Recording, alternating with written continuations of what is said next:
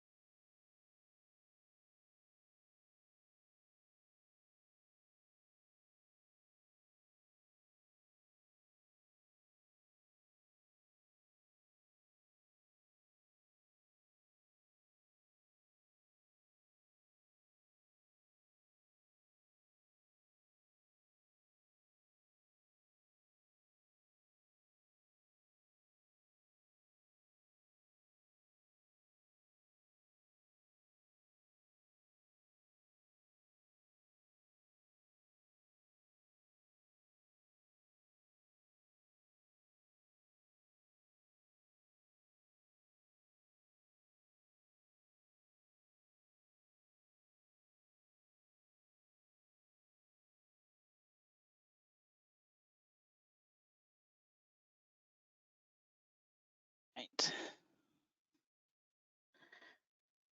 All right. Welcome, everyone. Um, Good morning. I'm Angela Barger. I manage the Environmental Stewardship Initiative, also known as the ESI. Welcome to our webinar on the advancement within the program. So most of you know me, but if you don't, hi. I'm not usually in the office, so I'm not usually on camera because my home internet is not the best, but here I am where you can see me and hear me. The advancement slides. I'm working off two screens, so if I'm a little back and forth here at the beginning. Um, we'd be remiss if we didn't thank the Waste Reduction Partners and Land of Sky Regional Council for hosting us on GoToWebinar for this event and for being wonderful partners for our virtual outreach and training for the whole past year. Both the ESI program and the Waste Reduction Partners are located within DEQ's Division of Environmental Assistance and Customer Service. DEECS is a non-regulatory division within the department, and due to our uniqueness, we started an annual report for customers in order to learn more about our services. And I'll encourage all of you to look at that report. The ESI also has a report, and you can find both of those on the DEECS web page. So if you find one, you'll find the other on the same page. Before I get started, I would just want to do a few housekeeping things. You've probably heard this a million times over the past year since just about every webinar starts with this, but if you have issues with your computer audio, use the audio tab in the control box to make sure your speaker and microphone settings are correct. In our current virtual world, we're jumping from one platform to another, and sometimes this will hijack your mic and speakers, and you'll have to reset it within the GoToWebinar software. So if you can't hear us, me saying this probably isn't helping you, but hopefully the screen is. If adjusting your settings doesn't work, then we'd suggest you log out, log back in. And we have all experienced this at one time or another. Sometimes that works, and then if that doesn't work, you can also just call in. If you click on the phone call tab there, it'll give you a phone number where you can call in and hear the webinar that way. We are recording today. We'll send you a link for that, as well as this PowerPoint after we get it downloaded and do a little bit of editing on it and get it posted up to a site where you can actually watch it there.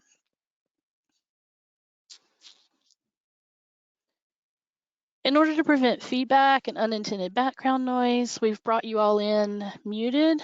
However, we encourage you to ask questions anytime during this webinar. I'm a very laid back speaker, so if you think of something, feel free to either submit your question through the chat box there on your right, or you can click the little hand and raise your hand and ask it verbally. We don't have a ton of people who are going to be on this today, so feel free to converse back and forth with me. It'll help me make sure that I'm answering the questions that you specifically have about moving up in the program. I've seen a few of you who are actually already stewards, so I assume you're on in order to just learn more about the process and kind of what's expected. So welcome for you guys too, and if you have questions, feel free to ping me on those. All right. So let me close this down so I can actually move on. All right. So the webinar itself today, we're going to be talking about moving up within the ESI program. So we call that ESI Advancement. And so the things we're going to go over today, we're going to talk about the application process and the time frame for that, what the criteria for the rising steward and the steward levels are. We'll give you some insight into the site verification process that occurs. And then we'll have an open discussion at the end for any questions that we don't answer as we go through.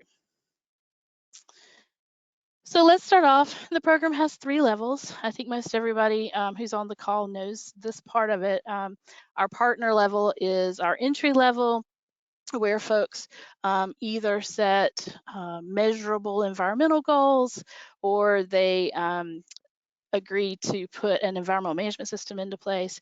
Basically, applications at that level are accepted year-round, and then they go through a compliance check that's performed. We ask our compliance folks to do that about quarterly, so we don't overburden them with, pinging them here and there whenever we get one. So we try and limit that that time ask of them to once a quarter. And then, of course, partners stay in our program by continuing to submit their annual reports, which are required. So when they submit their report, we review them and make sure they're still making progress, offer them assistance. So as long as they're submitting reports, they are renewed in the program. Our stewards and our rising stewards, again, applications are accepted year-round, but they still go through that quarterly compliance check. So that reduces, it might increase the amount of time between when you apply and when that compliance check happens. And then the other requirement is that our staff actually come on site and verify the information that's in that application and help you actually build up your application, because we almost always find additional items that you could include to make your application even better. So we always make sure we do that when we come on site. Our advisory board then reviews those reports, but they only meet twice a year. So you're going for either a June-ish timeframe or a early November timeframe, late fall, late October, one of those. And then for those folks, there's a renewal process every 5 years. So that's when we come back out and make sure that you're still meeting the requirements that you originally were meeting at that level.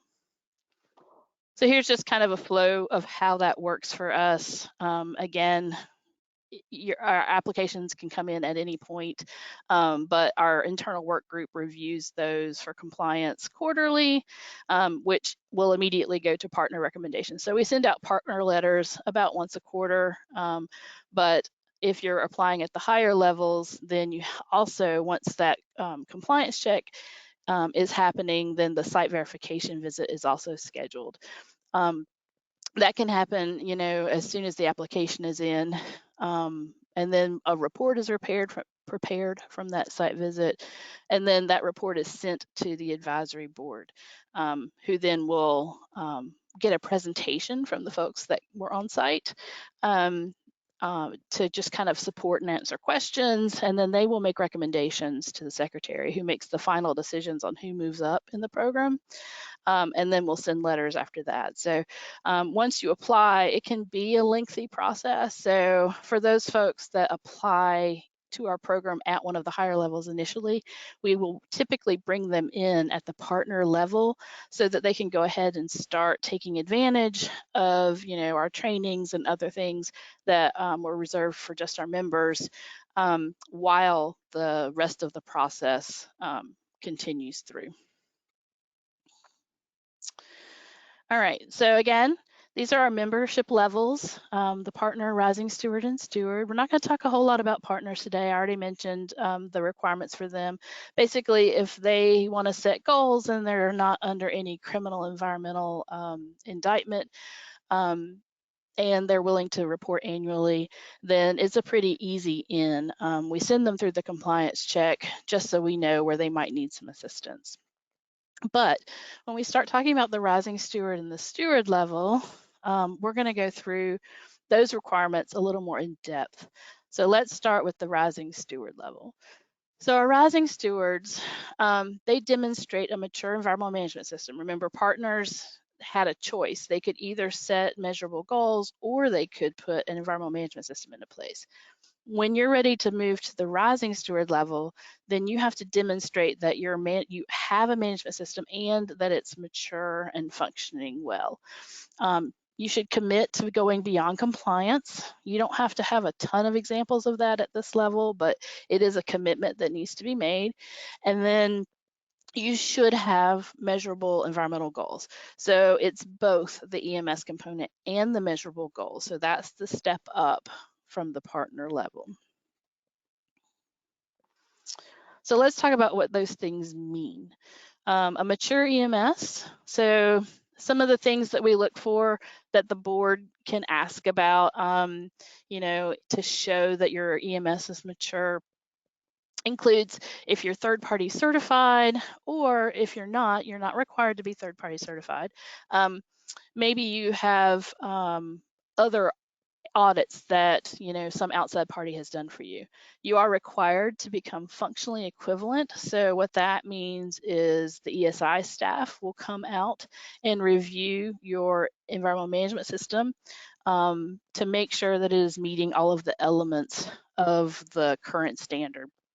So right now, that's the 2015 version of the standard. So we would come out, we spend a day with you. It's not nearly as in-depth as a third-party certification would be, because that depends on the number of people that you have working for you and the square footage of your site. They can spend anywhere from 2 days to a week to 2 weeks. It really just depends on how big you are. We only have limited staff, so we try and see as much as possible in a day. So for a functionally equivalent visit, we request a lot of your paperwork part up front so that we can do that review separate from actually being on site. But then we'll come on site and do the implementation part and make sure that, the things you say you're doing. So that piece would need to be accomplished before we move forward with the rest of the Rising Steward application. So if you're not yet considered functionally equivalent, the first step would be for us to come out and do that. So if you applied at the Rising Steward level or you applied at the Steward level and you're not third-party certified, it would be a two-step process of the on-site visit. So you would end up with 2 visits is what I'm saying. Other things for mature EMS that we look at is how often you have internal and external audits, like how many of those you've had. So if you've only had one audit, you're probably not quite mature yet because you kind of need to go through that process, that cycle a couple of times or more, just to make sure that it is a process and not just a one-time thing. How frequently you have management review. If you're only having one management review a year, that's not an issue. However, if that's the case, then we'd want to see how else your management is interacting with you and with your environmental management system, just to make sure that you have the proper support for that maturity of your EMS. So you may only have one formal management review, but you might have, quarterly meetings or monthly meetings with your management to keep them up to speed on what you're working on and how the management system is doing. It could be little pieces at a time, where you're over a year, you are hitting all of the different topics, but because you're in front of your management more often, you have the opportunity to let them know when you have trouble spots and things like that a little more frequently. So that's helpful when you're talking about maturity. Um, One of the things the board focuses on is compliance. So at the rising steward and at the steward level, they expect compliance as the minimum because remember, our program is all about going beyond compliance. It doesn't mean you can't have a small issue here and there. When that happens, what they look at is your root cause analysis and how did you correct it, and did you make changes in your EMS that would prevent that from ever happening again. They really are leery of promoting folks in the program that have repeat offenses in the same or similar issues. So it's something to be aware of if you're having a recurring issue and you still haven't found that root cause. You might want to just delay your advancement application, ask us for some help with your root cause analysis and see if we can get that corrected so that we can help you move forward.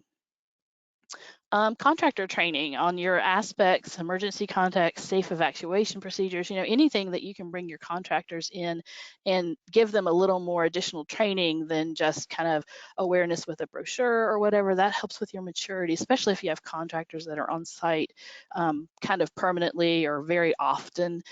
Those folks that might affect your system a little more regularly than, just somebody who drops something off here and there or makes a repair once in a while. But those folks that are on site a lot. So those are just some of the things that we look at for mature EMS, just to kind of give you some examples of what that means to the board. Moving on to the next section, I mentioned, the whole point is to just show beyond compliance. So some of the examples of that would be this emitting, discharging, or raw material utilization at levels below permitted or regulated levels. So what we mean by that is, you have a permit limit and you actually control that lower or higher, depending on whether the limit is an upper limit or a lower limit. But you control that tighter than your permit requires. So that's one way to show beyond compliance. You can control or reduce or even eliminate emissions, even eliminate permits. We've had folks that have completely gotten out of permits by the efforts that they took in order to reduce the emissions from that. We've even had folks that never ended up with a permit because of the way they were controlling, for example, their hazardous materials, hazardous waste. They controlled it such that it never came into their building, and what little they had was even below the very small generator level. So, and that was part of their environmental management system, that they would always keep it that way. So that's something else you can do, is controlling it to make sure you don't ever need a permit in that particular realm, media.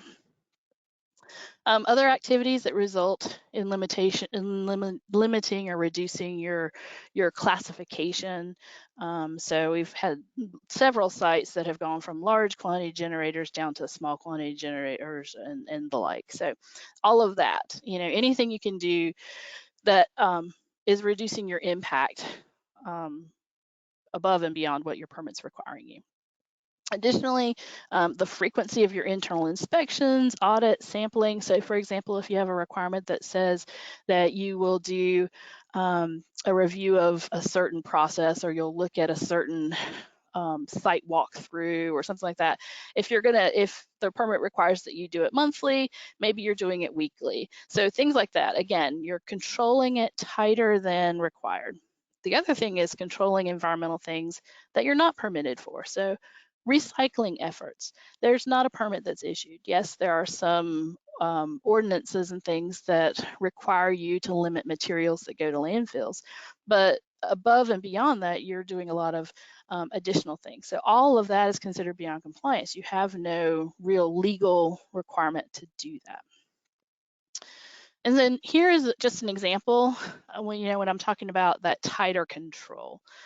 So some people use Six Sigma and they will have calculated upper and lower control limits. But even if those don't fall within your permit limit, you can even do tighter than that and have self-imposed limits that you're going to be controlling it to. All right. So this is just one example. You can see that your permit limits are in blue, and then what you're controlling it to is in red, and that falls within that. All right. Some additional things. If you're not currently permitted or regulated, but you're reducing the impact, I mentioned recycling, but also if you're doing, reducing your water, making things more energy efficient, reducing your energy use. Maybe you're doing a chemical substitution in order to make something less toxic, to reduce that hazardous materials, or even to reduce the toxicity of your product that's coming out. Things like that, making your product more sustainable in the end. So that might be something that would fall under beyond compliance. And again, I mentioned the reclassification. So going from large to small, or a significant user to just an industrial user with a pretreatment status, reducing from a Title V to a synthetic minor, or a synthetic minor to a small if you have an air permit. So anything like that where you're taking steps to reduce your impact and reduce your regulatory burden. Okay, so that's beyond compliance. The other requirement of the rising steward level is to have measurable goals. So here we like to differentiate between a planning goal and a compliance goal, and then those things that we actually consider measurable. So if you have goals like achieving 0 permit violations, that's compliance. Remember, we're talking about compliance being your minimum. So while we're happy that you have that goal, we want you to make sure that you are achieving 0 permits. It's not what we're looking for in order to move up in the program. So we're not saying don't have that as a goal. We're saying that's not what we're looking for to move up. So keep it, but you also will need measurable goals on top of that. Same for, improving like your training programs or improving your EMS documentation. Those are great. We want you to do those things, but we wouldn't necessarily consider those measurable goals. And the same thing for like research. You might have a goal to learn more about recycling a specific thing, as opposed to having a goal of reducing the amount of materials that you send to landfill at this baseline by this much by this time frame.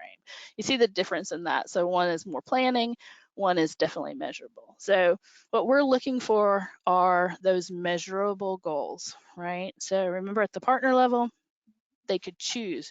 They could either have that EMS or they could have measurable goals. At the rising steward level, you have to have both. So an example of a measurable goal is, maybe you have an 85% reduction goal of your TRI emissions. And this is an old example, but it's a good one because it had a chart and everything with it that I can kind of show you. So this one was, you had a 2000 calendar year baseline, and your goal is to reduce it by that 85% by calendar year 2010. So you can see in the chart over here where that goal line was and their trend downwards towards making that goal and then maintaining it. So having that goal over time so that you can show a trend is really helpful. And then you also need to make sure that you've got a number that you're aiming for. Make sure it's time bound so we know when you're planning to have that done. There are places in the application for both your current goals and past goals that you've achieved. So make sure if you've achieved something in the past and maybe you're only tracking it now, maybe you're done, you've called it completed. Make sure you give us those past goals too, because that shows history, that shows that maturity piece. All right. So that is the rising steward level. So I'm going to take a breath, see if anybody has any questions on the rising steward. I don't see any questions yet, Angela. And by the way, everybody, I'm Don Burke. Nice to meet you. Hey, sorry, I didn't introduce the other folks on the line. So we do have Dawn, who is our outreach and membership coordinator. We do also have Marcia Alaco, who is our boss, and she is the environmental assistance section chief. And we have Scott Pfister, who is, I don't know his actual title, but he's one of our coaches and helps out with this. He used to be co-manager, so he has a wealth of information about the program as well. All right, any questions now? Not yet. All right, then I am going to move on to the steward level. So for those of you looking to move up to the steward level, we take a huge leap forward. So rising stewards, you had to have that mature EMS and you had to set measurable goals. Well, now we're talking about all of that, plus those goals need to now be aggressive, and we'll talk about that. You need to integrate your EMS into your core business functions, which used to be a higher bar than it is now because the ISO standard actually requires that. So if you have a certified or a functionally equivalent EMS, you now have that integrated into your EMS business functions. You also have to have communication with your local community on environmental topics. So we love Relay for Life. We love working with the United Way and things like that, but that's not exactly what we're looking for unless you somehow also incorporate your environmental work within that. So we're looking more at, do you participate with local environmental projects? Do you provide information to like local schools? Do you work with your community on environmental projects? And we'll talk about some examples of that as well. And then our stewards, while this isn't a requirement in order to move up, once you've moved up, our stewards actually agree to mentor other members within the ESI. And then that also can apply to your sister facilities. It can apply to other folks within your community, even if they're not within the ESI. So, but you're agreeing to do that mentorship piece, and we'll talk about mentoring and what that means. So when we say aggressive goals, we're talking about showing annual improvement to your performance. We understand when things happen, like COVID last year, no one could, predict that. And so a lot of goals are not going to be met. That's okay. But over time, you should be setting goals that you're achieving, right? Or at least working towards achieving, even if there's a spike now and then because something out of your control happened. Maybe there was an expansion you weren't planning for. Maybe there was a problem with a vendor that no longer is taking a material that was helping you get to zero waste to landfill. So things like that. The aggressive goals should be appropriate to the nature and scale of your impact. So the smaller the site, aggressive goals can seem minor to some of the really big sites, right? So we're looking at you as your own site. We're not comparing you to anyone else, right?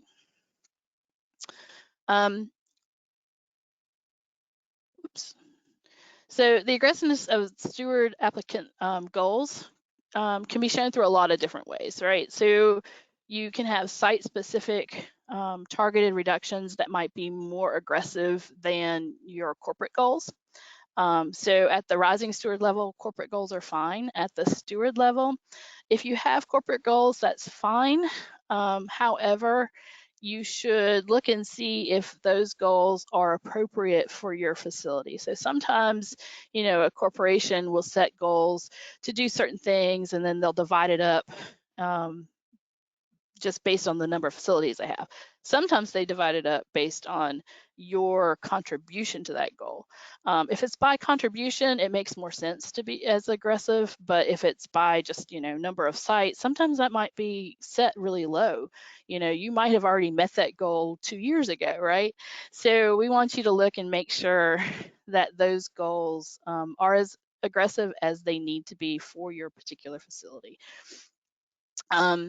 Other things that you can do to make them aggressive is techniques and technologies that you might need to have in order to achieve that goal. Maybe you're installing a new piece of equipment that will help you reuse some of your materials that you weren't using before internally. you want to look at your past accomplishments. So, for example, you might set a goal that looks really non-aggressive, like a 2% reduction. But if we looked at it over time, you've already, and you've already reduced whatever that is, whether that's energy or water or solid waste or whatever. If you've already reduced it by 50, 60, 70%, and you're still saying that you're going to do a 2% reduction in a year, that can be aggressive because all the low-hanging fruit is gone, right? You're going to have to work harder for that 2% than you probably had to work for that first 10, 20, 30, 40%, right? So those kinds of things can show aggressiveness. And then, of course, the breadth of environmental issues that you're working on in your goals. So, if you're working on a bunch of different topics at once, the goals may not be as aggressive, but the mere fact that you're working on everything can be aggressive, although it can also, take your focus away. So you have to be aware of that and make sure that you've got a good balance. So those are just some examples of what they're looking for aggressively. We have a lot of folks that are working on zero waste to landfill, so that was aggressive for a while. For some companies, it's impossible because of the types of materials they have. So here's an example, I was mentioning between corporate target and site target. So here's one where a corporate target was set at a certain level, that line with the dots on it. And then you can see the site set an even more stringent target with the dashed lines below that. So that's one way to show aggressive goals. Here's another example. So the goals: facility electrical use reduction by 6% by 2019. So previously they had already reduced it by 29%, normalized to sales. They've retrofitted their lighting. You can see this is old because it's to T8s. Now it would probably be LEDs. They've adjusted task lighting. They're training employees to turn lights off, installing timers. And previously, natural gas had been reduced by 39%. So they were basically looking at both electrical and natural gas under this energy goal. Another one is to reduce trash waste to energy stream. So basically they're already a zero waste to landfill company, and now in addition to that, they are going to try and reduce the amount of waste that they're sending waste to energy. So they had that strong zero waste to landfill goal, but now they're making it even stronger by trying to eliminate the amount of waste that they are sending waste to landfill, waste to energy. So what they're doing then is looking more on the pollution prevention side of it, which we love because that's our grant, and trying to eliminate that from even becoming a waste in the first place. So lean techniques and composting and finding other more beneficial uses for materials, or keeping them from happening in the first place, engineering them out of the process, reducing packaging coming to you, things like that you can do to do that up front instead of on the back end. All right, so moving on to community involvement. So these are just some examples. These are just a few. It's not comprehensive by any means. So stewards have to have a leadership role in your community, not only through your education and training efforts, but ideally you have a back and forth communication effort with folks in your community. So you can do that through internal or external presentations to your community leaders, whether that's a local emergency planning committee meeting, maybe you're meeting with your county commissioners, maybe you're part of a environmental leadership team in your industrial park. It can be anything like that. Providing updates or success stories to local media outlets. So basically you're doing press releases on your environmental issues, not necessarily bad issues, but good issues. Promote yourself, promote the good environmental things that you're doing, because doing that will help encourage others in your area to do the same. Distribution of annual environmental reports. So, especially a lot of our local governments create environmental reports. A lot of companies create sustainability reports, and they'll post those on their website. So that's a good way of getting information out to your community. Participation in environmental events or groups, both local as well as state and national. So by participation, we mean, going and attending and learning, but we also mean presenting and showing, talking about your best practices in order to encourage others along that same route. Having an external website that specifically talks to your environmental accomplishments and things that you're doing to work towards educating others in the environmental world. And then there's activities or programs that educate and seek input from local community on environmental issues. So, that can be going out into schools and doing recycling education or water education or whatever it is, whatever field that you are more of an expert in or can give that information to, then that's the kind of thing we're talking about as far as the education piece. Some other examples, participating in environmental fairs, having those on site. A lot of our folks do Earth Day events with their employees, meeting with your city council in order to discuss, anything environmentally related. Being represented on your local emergency planning committee. That's always a good route to go. You need to work with them anyway. To make sure that they know what's in your site in case of an emergency. Well, if you can be part of their planning committee and give them more input, then that's even more helpful. Facility members being active on community action boards, particularly with environmental groups like Keep America Beautiful, or if you have a local recycling board or anything along those lines. Lots of our members do adopt a highway or adopt a stream or both. The big sweep cleanups, anything like that. I already talked about working with local school groups. How about hosting environmental group meetings? So, we do a lot of networking kind of events. So if you host one of those count. Helping us with trainings and things for others count towards community involvement. It also helps with the mentoring aspect because you're talking about bringing other folks in. But like I said, you don't have to do the mentoring until you become a steward. So until that happens, that's considered community involvement. So when you're looking at your application process, if you've helped by hosting an event or if you've helped us with training or anything like that, that counts. We have several facilities that have either community gardens or wildlife habitats. We had one facility that actually helped plant an orchard on a school ground so that it was like a combination of those two things, helping with the food desert situation as well. And then there's also participation in other environmental programs. So if you're participating with Energy Star or WAIT, which is the Wildlife and Industry Together, or LEED, maybe you're putting a new building in place and you've decided to make it LEED certified. WaterSense, any of the EPA programs, any of the state or local or regional programs that are in the environmental, any of that counts. So that, like I said, this is not a fully inclusive list, but it is, it's out there and just some examples for you to just kind of get your mind going. All right.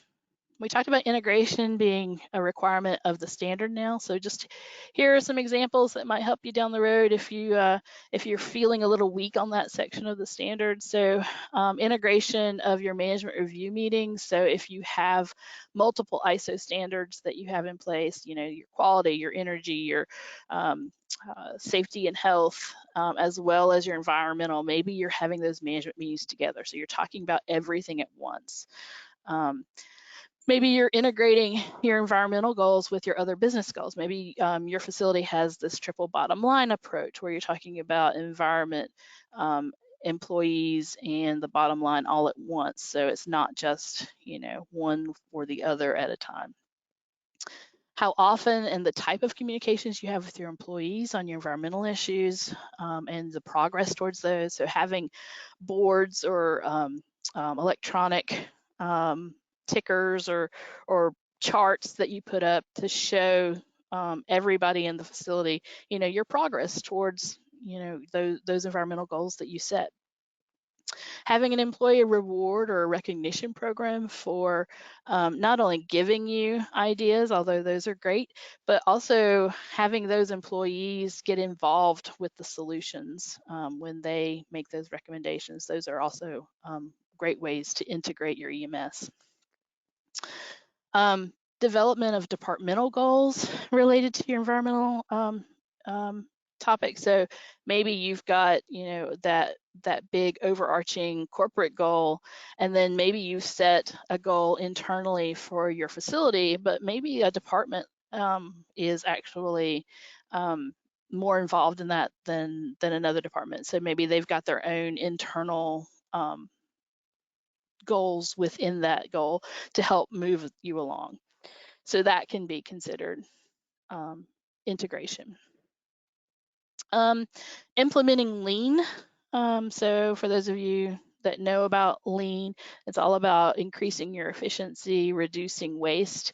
So, you can have Kaizen events or Six Sigma or lean manufacturing, because all of those, in reducing waste, you're also improving your environmental output, right? Because all about reducing waste. It wasted time, wasted energy, wasted materials, right? So when you're wasting materials, then if you eliminate that waste, then you're not having to deal with it on the back end, right? So that can be very much environmental. And we do some training on incorporating green waste into your lean evaluation. So if anybody's interested in that, let us know.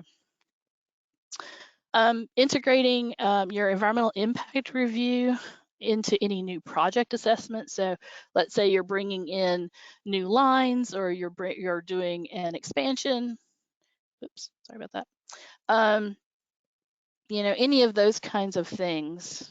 Oops, I went the wrong direction. There we go. If you are having your environmental folks be a part of those assessments in the first place, and making sure that all of the permits are in place beforehand, that they can make sure that they're putting processes in place to make sure your EMS maintains its solidity while you're moving forward. All of that can be considered integration. Having your environmental staff on pre-construction teams, sometimes they get left off of those teams, and that can cause issues with permitting timeframes. So it's definitely good to have them involved, and they can think through, planning up front how to eliminate some of those environmental issues that might come along. So make sure that you have EMS staff, EHS staff as part of that pre-construction team, and you can eliminate some of that. So again, integration.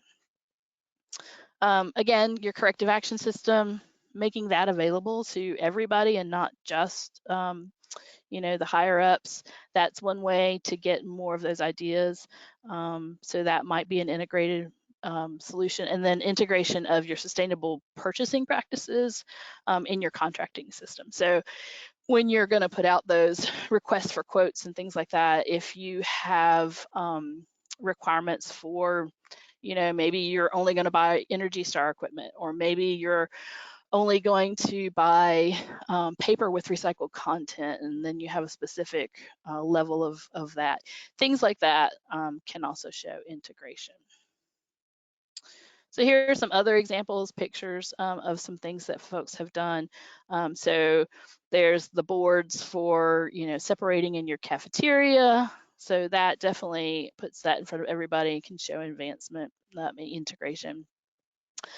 You've got, having your environmental policy and your quality policy together, and maybe those are on a card that folks have on their badges.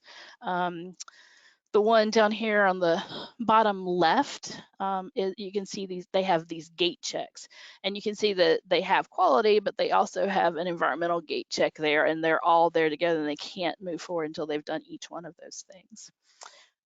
We have lots of folks that have these meetings on the floor where it kind of starts with the management team, and they'll meet at a board out on the floor, and then the supervisors from that team will go to the individual sections that they are oversee, and then they'll have a meeting on the floor with those employees, and it kind of goes down by shift that way.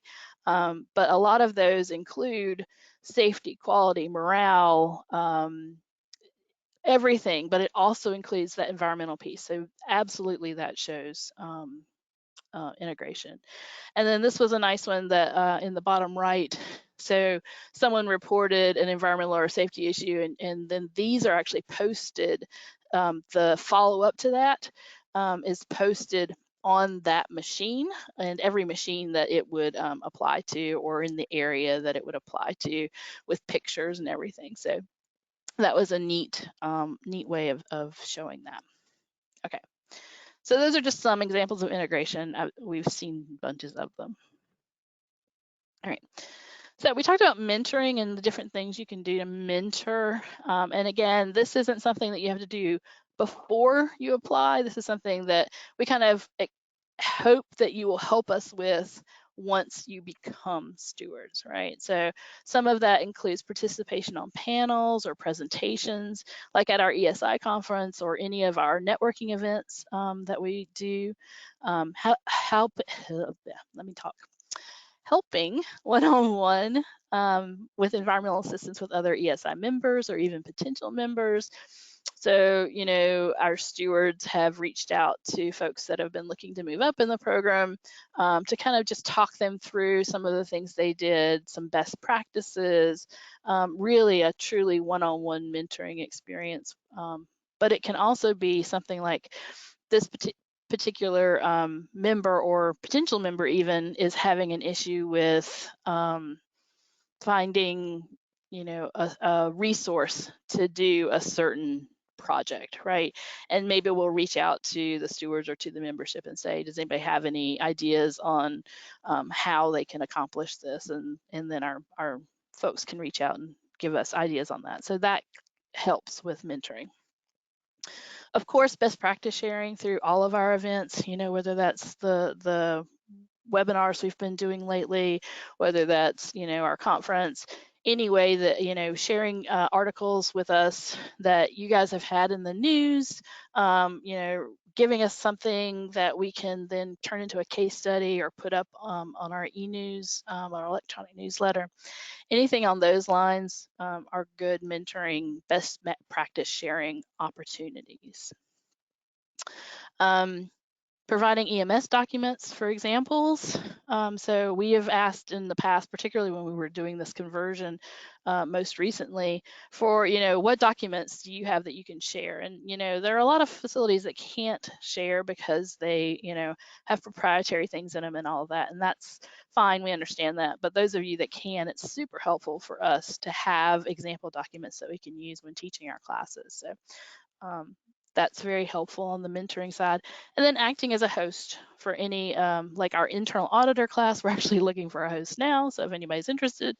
But our internal auditor class is one, but we have other classes or networking events where you could act as a host for any of those kinds of things. So those are the kinds of things we're talking about with mentoring. We try to spread it around to our different members, our different parts of the state when we're actually doing the asking, but you don't have to wait for us to ask. If you have, you know, sister facilities that are asking you for assistance, that's considered mentoring. So just make sure that you kind of have some mentoring over the 5-year period that would occur before your renewal, right? All right, so that's it for stewards currently. Are there any questions on the criteria before we move on to what verification visits look like? I don't have any questions at this time, Angela. All right. If anybody thinks of anything, feel free to put them in there. We only have a few more slides. So. All right, so verification visit. So all of our rising stewards and stewards will have to go through a verification visit. And basically, the reason we do that is just to make sure that what you're saying in your application, we understand, because we have to discuss it with the advisory board. So we need to make sure we understand what it is you're doing. But we also go out to help you to improve the application. Just in talking to our members when we're out on site, we add, 2, 3, 4, 5 things every time we go out to a site, because it's something you've either done in the past or you do like as part of your culture that you don't even think about including on an application, that we think is great and eminently shareable. And so a lot of our time in writing up our reports is spent on, adding those additional things that, will help to support your application. So we love to do that. When we go out, we ask that you have a bunch of things available in case we have questions. We sometimes ask for them, sometimes we don't, but we want you to have them ready for us just in case, because again, we have limited time to be there. So some of the things we ask you to have ready is, minutes from your last 2 management review meetings, your significant aspect list, so we kind of know where we need to look within your facility for the biggest bang for the buck, right? Copies of your corrective actions for the last 6 months, just so we can kind of see how your corrective action system works. Copies of your NOVs, and all of this can be electronic. You don't have to have paper anything. But copies of NOVs or any non-compliances that you've had in the last 2 years, and also how you went through your root cause analysis for any of those. Preferably you don't have any of these moving up to the rising steward or steward level, but sometimes they're there. And as long as we can see that root cause analysis and discuss that with the board, that is okay. They may, have further questions, and they may, choose to ask you to wait, but it doesn't necessarily preclude you from moving up. All right. Results from your last 2 internal audits, so that we can kind of see what you're finding, how your audit system's working, and then any data that supports your goals or other items in your application.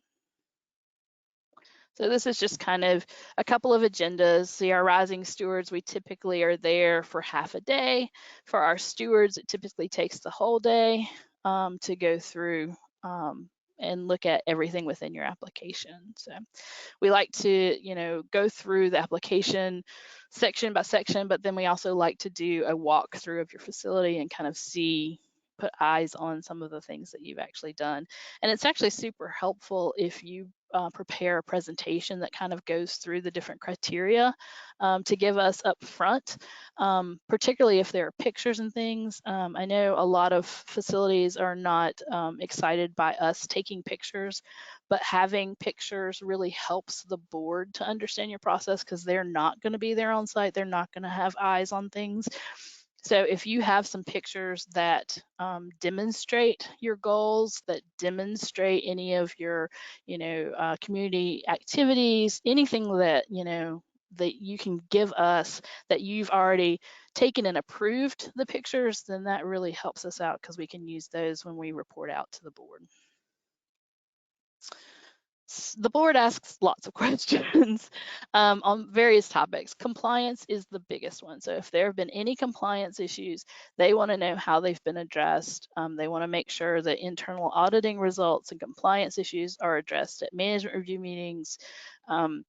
They want to make sure that your goals reflect significant aspects and making sure they're appropriate to the facility. And they want to make sure that your goals are demonstrating a commitment to go beyond compliance. When we're out there on our site visits, want to make sure that all of your goals are included in your application. So, like I said, remember there are a couple of sections within the applications at those 2 higher levels. One is for your current goals, but one is for your past goals. So showing those past goals is really important, particularly when we're talking about trying to show aggressiveness, right? It also helps with maturity to show you've been working on various things over time. And then, like I said, we like to do a tour, and the reason we're doing that is just to kind of get a basic understanding of the operations you've got going on there. We want to show evidence of the information that's in your um, application, as well as those that you're actually demonstrating to your employees. Remember that whole integration piece we're looking at. And then just the overall cleanliness and organization of your facility can say a lot. All right, so the verification team is also going to document evidence of all of those criteria, right? So for communication with your local community, they'll identify specific activities that are carried out and involve the community. For integration, they're going to verify anything that you've listed in your application, and during that walkthrough, see if there's other things that come up that were not listed that we can include there. Aggressive goals, we'd like to see the area or the process that those goals interact with. We want to review your environmental management programs, and then of course review your monitoring and measuring data. And then it goes to the board. So the board typically meets in June and November. Site visit reports are sent to the board, between 2 weeks and a month before those happen, so they have time to look at them ahead of time.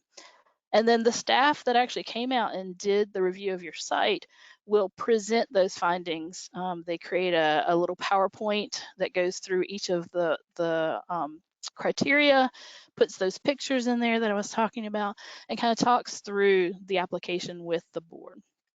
And then the board will discuss it. They'll ask the team questions, and then they'll make a recommendation. That recommendation goes to the secretary, and the secretary makes final decisions on who moves up. So some dates that you need to remember in this whole process.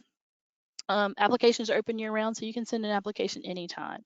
But if you want to be reviewed by the June meeting, then you need to have your application into us by March 31st. Site visits, we hope to have those done by the end of April, and then reports will be completed. Uh-oh, I hope my computer just popped up with something that's saying it's doing something in the background, so I hope it doesn't get rid of me. Reports will be completed by mid-May, and then we'll get those out to the board before the June meeting.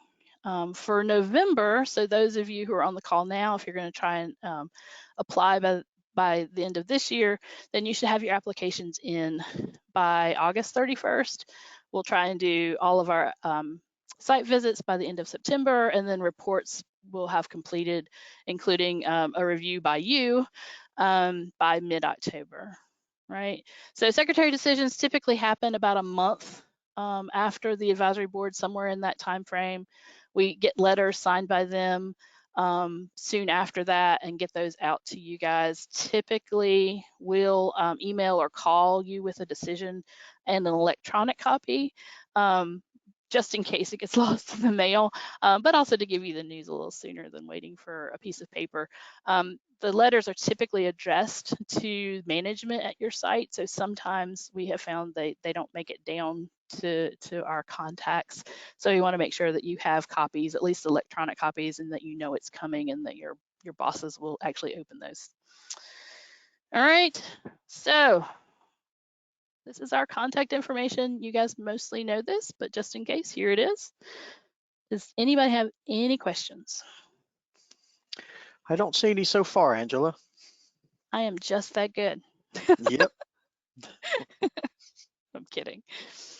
Seriously, if you guys have any questions at all as you go through the application process, if you need us to send you an application because you can't find it easily on our website, let us know.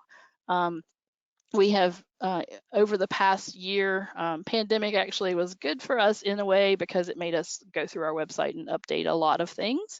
So hopefully they're easier to find now, but if for some reason you can't find what you're looking for on there, let us know.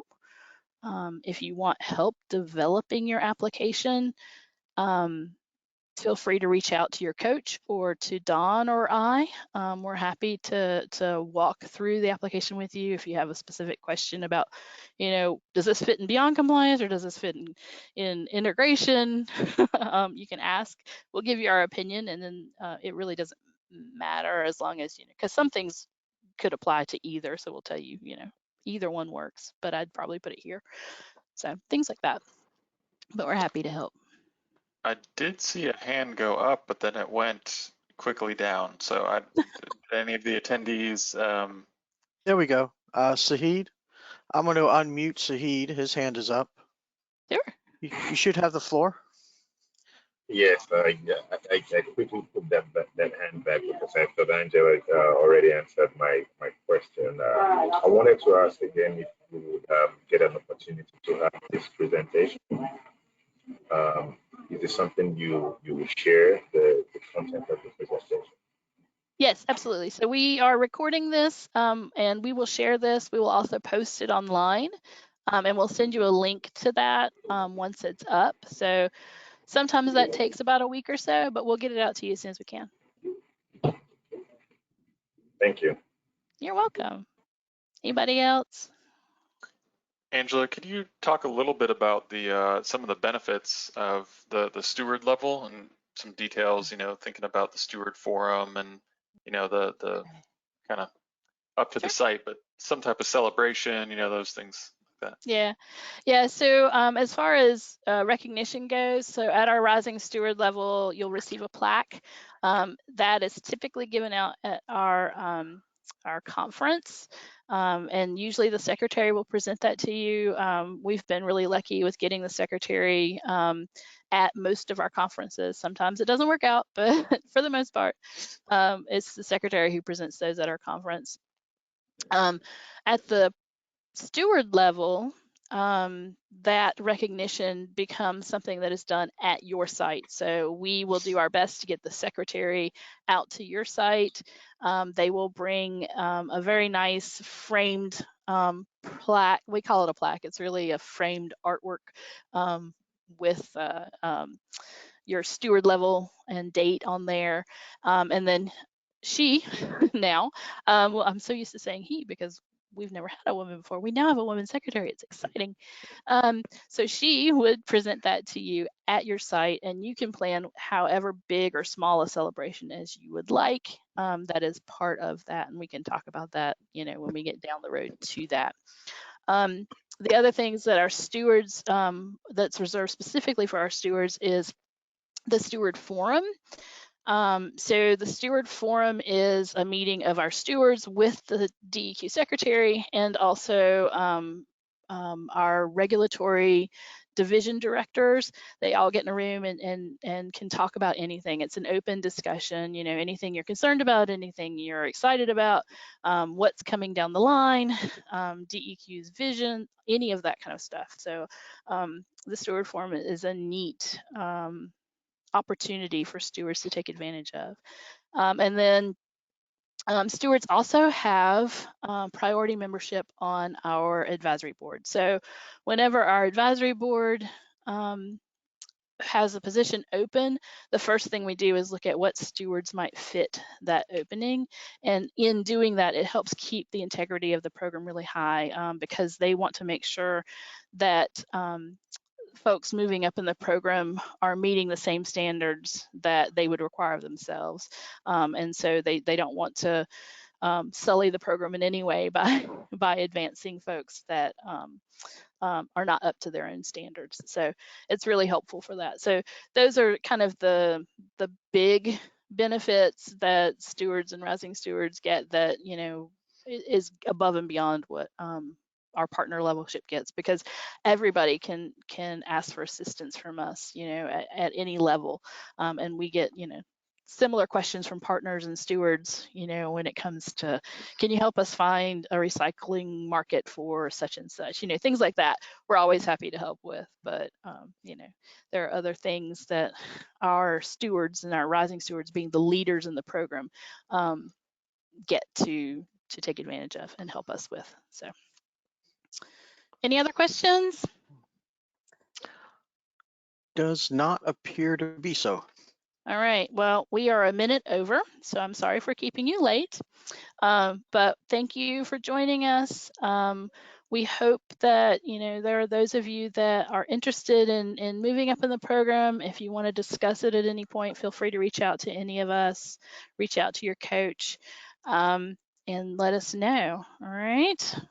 Thank you very much. We'll talk to you later. Mm. Bye-bye.